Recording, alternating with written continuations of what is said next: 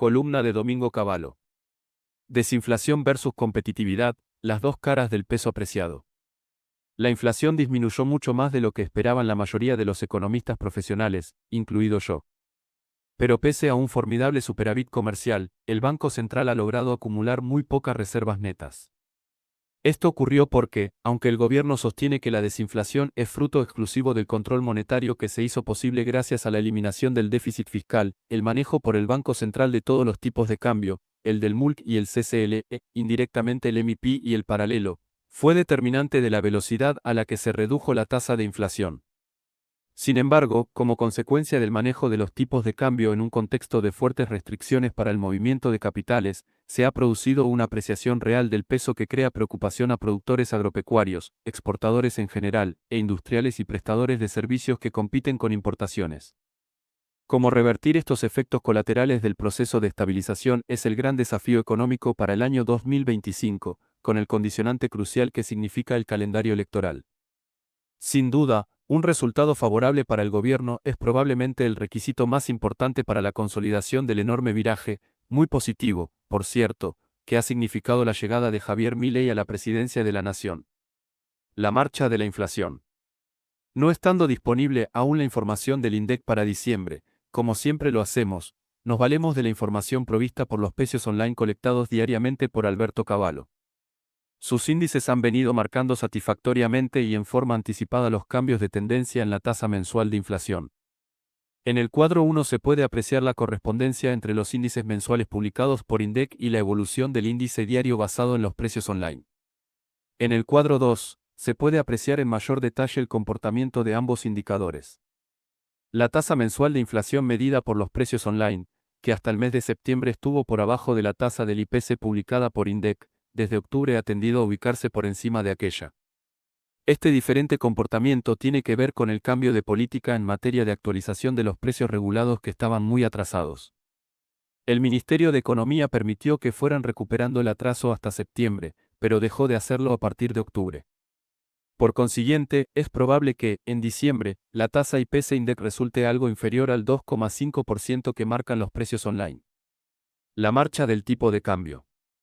La misma información basada en precios online de una canasta de productos idénticos en Argentina y los Estados Unidos, permite calcular un tipo de cambio real bilateral que aporta información interesante. Como puede apreciarse en el cuadro 3, a fines de diciembre de 2024 el tipo de cambio real era de 0,89, al mismo nivel al que había saltado en diciembre de 2015 con motivo de la unificación y liberalización decidida por el gobierno de Mauricio Macri. Y apenas por arriba del 0,80 al que había caído a principios de diciembre de 2024 antes de la devaluación decidida por el gobierno de Javier Milei al inicio de su gestión.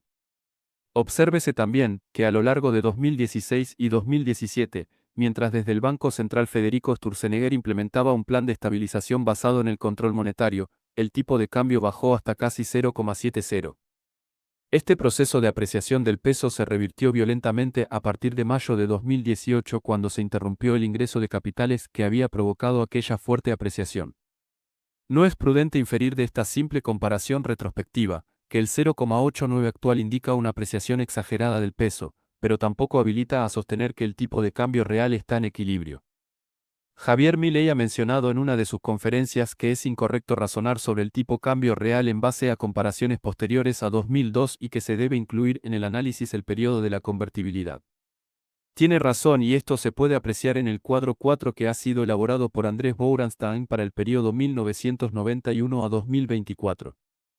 En este gráfico se puede apreciar que en noviembre de 2024 el tipo de cambio real multilateral era de 982, muy parecido al de 2017 y al promedio del tipo de cambio real durante el periodo de la convertibilidad.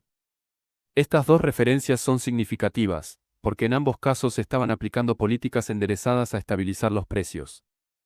La comparación con la convertibilidad.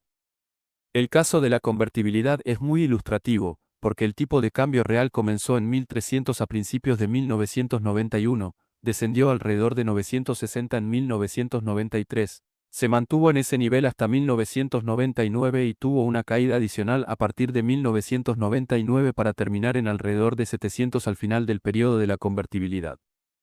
Es muy interesante advertir que la apreciación real del periodo 1999 a 2001 tuvo que ver con la devaluación del real brasilero de febrero de 1999 y la extraordinaria fortaleza del dólar del periodo 1999 a 2001. Estas comparaciones parecen sugerir que el peso en diciembre de 2024 no está exageradamente apreciado.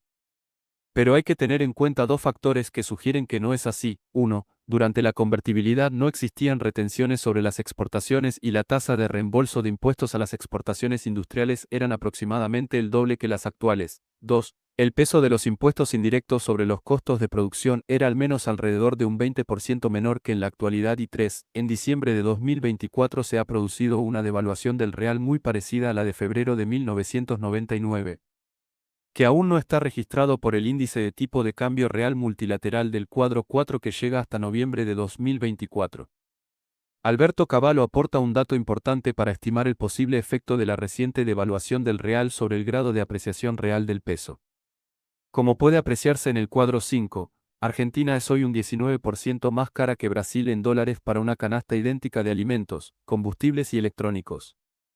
Históricamente, la ley del precio único se cumple en promedio entre ambos países, línea azul, y las desviaciones suelen corregirse en pocos meses. En síntesis, de todo este análisis es razonable concluir que existe una apreciación real exagerada del peso que puede estimarse en alrededor del 20%. Parecida a la que existió en los 3 años finales de la convertibilidad, apreciación real que llevó a una deflación muy costosa porque transformó a la recesión que se había iniciado a fines de 1998 en una verdadera depresión económica, fenómeno que comenzó a erosionar el crédito internacional del país y a alentar la salida de capitales. El argumento de que la recesión iniciada a fines de 1998 y la depresión del periodo 1999 a 2001 se debió además a la existencia de fuertes déficits fiscales, no se sustentan los datos. Hasta 1998 el déficit fiscal no existió o fue muy bajo. En todos esos años existió superávit fiscal primario.